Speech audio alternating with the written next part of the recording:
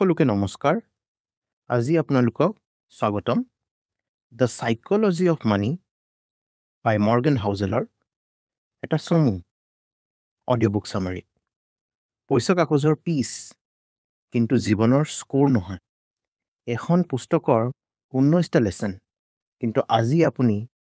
শুনিব 8টা মুখ্য লেসন ধনী লোভী সুখী আৰু মনোবিজ্ঞানৰ কথা শুনি থাকক নতুন কিছু শিকিব লেসন 1 কোনোবাই পাগল নহয় আপুনি যদি ক'ব এই মানুহ পাগল এতিয়া শেয়াৰ মাৰ্কেটত পইচা ঢালি দিছে খামক কোনোবাই পাগল নহয় এজন মানুহ যদি 1970 ত জন্মিলে তেতিয়া ইণ্ডিয়াৰ ইনফ্লেশ্যন 18% আছিল গোল্ড প্ৰাইচ ডাবল হৈ থাকিল আৰু এজন 91 ত জন্মিলে লিবেৰালাইজেশ্যনৰ পিছত ষ্টক মাৰ্কেট বুম দুটাই ৰিস্ক বুজি ভিন্ন আপোনাৰ দেউতা 90s সেভিংস একাউণ্ট 12% ইণ্টাৰেষ্টত পাইছিলে আজি 6% হেহে কোনো ধনী মানুহক জাজ নকৰিব এওঁৰ জীৱন আপোনাৰ পৰা বেলেগ লেসনটো হৈছে বুজিলে ৰেসপেক্ট কৰিব সেকেন্ড লেসন হৈছে ভাগ্য আৰু বিপদ দুয়ো ভাই বিল গেটছ সাকসেছত ট্যালেন্ট আছিল কিন্তু লাকো আছিল 1968 ত এওঁৰ প্ৰাইভেট স্কুলত ইউএছএৰ একমাত্ৰ কম্পিউটাৰ আছিল 1 in a million চান্স কেণ্টাকিত হাজাৰজন এণ্টাৰপ্ৰেনিয়ৰ থাকিলে 990 জন ফেইল হৈ থাকিল ফৰ্মুলা হৈছে success equals to talent plus luck failure equals to talent minus risk হেহে ধনী হোৱা ইগো নাৰাখিব আৰু ফেইল হলে হোপ নেহেৰুৱাব আপোনাৰ সাকসেছ 50% আপোনাৰ ভাগ্য 50% ৰুল হাম্বল থাকিব লেসন 3 গ্ৰীড মানে লোভ লোভ নহয় পইচাৰ শত্ৰু মই আৰু বিচাৰো এবাৰ আৰু এই ভাৱনা তো ঠিক নহয় যদি আপোনাৰ বস্তুটো দৰকাৰ নাই সেই ক্ষেত্ৰত কিন্তু মানুহৰ দৰকাৰ কেতিয়াও শেষ নহয় টাইটানিক ঘৰ লাক্সাৰি কাৰ ডিজাইনাৰ ড্ৰেছ বেলেগৰ লগত কম্পেয়াৰ কৰি ধনী হ'ব নোৱাৰে আৰু পইচা বিচাৰি লোভ কৰিলে ৰিস্ক বাঢ়ে লছও হ'ব পাৰে হেহে মৰ্গানৰ কথা no matter how rich you get never risk what you have for what you don't need আপুনি যিমানে ধনী কিয় নহওক কেতিয়াও আপোনাৰ যি আছে এইটোক ৰিস্কত নেপেলাব কিহৰ কাৰণে সেইটোৰ কাৰণে যিটো আপোনাৰ দৰকাৰ নাই লেসন 4 বিহেভিয়াৰ বা ইণ্টেলিজেন্স ব্যৱহাৰ ফাইনেন্সত টপাৰ হ'লেও যদি তোমাৰ বিহেভিয়াৰ ভাল নহয় পইচা নাথাকে খৰচ কন্ট্ৰোল কৰা প্যানিকত সেল নকৰা প্ল্যান ৰাখিলেই সাকসেসফুল হ'ব পাৰি হেহে বাজেটিং ডিসিপ্লিন এণ্ড ইমোশনছ কন্ট্ৰোল সবতকৈ গুৰুত্বপূৰ্ণ যোনে স্মাৰ্ট হয় পইচা আৰ্ন কৰিব পাৰে কিন্তু আসল সাকসেস পইচাটো ৰাখিব পৰাটোৱে লেসন 5 হ্যাপিনেস মানে আনন্দ লগতে পইচা থকা মানে বৰ খুশ বুলি নাভাবিব বহুত মানুহৰ পইচা আছে কিন্তু মনৰ শান্তি নাই খুশি আসলতে বৰ সিম্পল কথা ভাল টোপনি ভাল খোৱা মা দেউতা ভাইটি বন্ধুৰ লগতে ভাল সময় কটোৱা পইচা এটা টুল এটো উপকাৰৰ বস্তু এই টুলৰ ইউজ আমাক ভাল লাইফ দিব যদি আমি বুজি ইউজ কৰিব পাৰো লেসন 6 কম্পাউণ্ড ইন্টাৰেষ্ট যাদুময় নিয়ম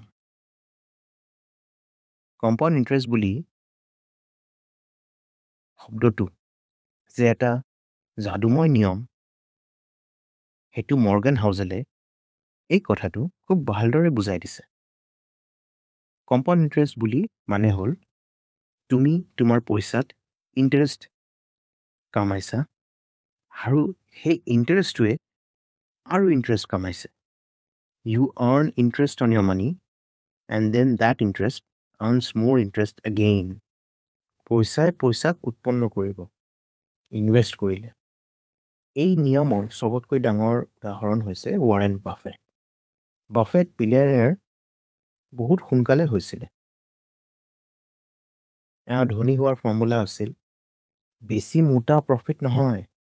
দীৰ্ঘ সময়ৰ পেচেন্স ধৈৰ্য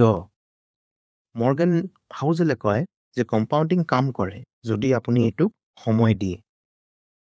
আজি যদি 1000 টকা ইনভেষ্ট কৰা হয় এবছৰ পিছত সেইটো 1100 টকা হ'ব পাৰে কিন্তু 20 বছৰ 30 বছৰ 40 বছৰ পিছত আজি যিটো সৰু মনত লাগিছে সেইটো পাহাৰ হৈ উঠিব সেয়েহে পইচা বচোৱা বেয়া মাৰ্কেট হলে এৰি নিদিবা প্যানিক সেল নকৰিবা এইটোহে মেইন মন্ত্ৰ মৰ্গেন হাউজেলৰ আৰু এক ইম্পৰ্টেণ্ট ৱাৰ্নিং বেছি ৰিটাৰ্ণ পোৱাৰ কাৰণে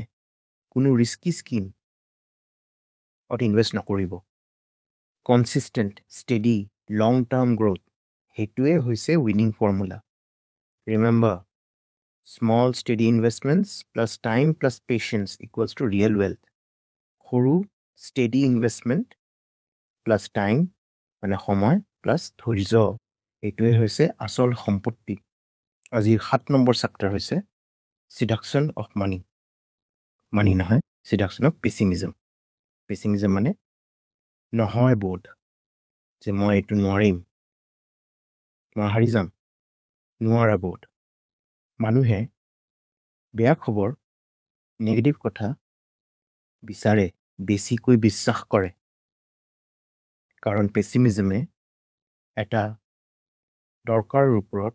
ইমোশ্যনেল শক্তি এটা দিয়ে যিমান ভয়ংকৰ লাগে তেতিয়া মানুহে ইমানে বেছি বিচাৰে সেইটো হ'ব পাৰে বুলি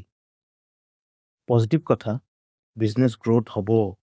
মাৰ্কেট ভাল হ'ব কোনো ধ্যান নিদিয়ে কাৰণ পজিটিভটো ধীৰে ধীৰে আহে কিন্তু নেগেটিভ শ্বক লগে লগে আহে মৰ্গেন হাউজেলে এক্সাম্পল দিছে ষ্টক মাৰ্কেট জীৱনত 1/3 বাৰ পৰিব পাৰে কিন্তু ডাঙৰ গ্ৰোথ হ'ব বাকী 2/3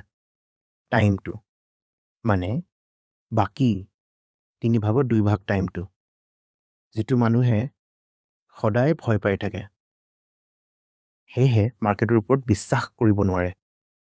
এই চেপ্টাৰৰ মেইন মেছেজ অপটিমিজম ৰিয়েলিষ্টিক হ'ব লাগে আনন্দ আৰু হোপ লগত ৰিস্কো বুঝি যাব লাগে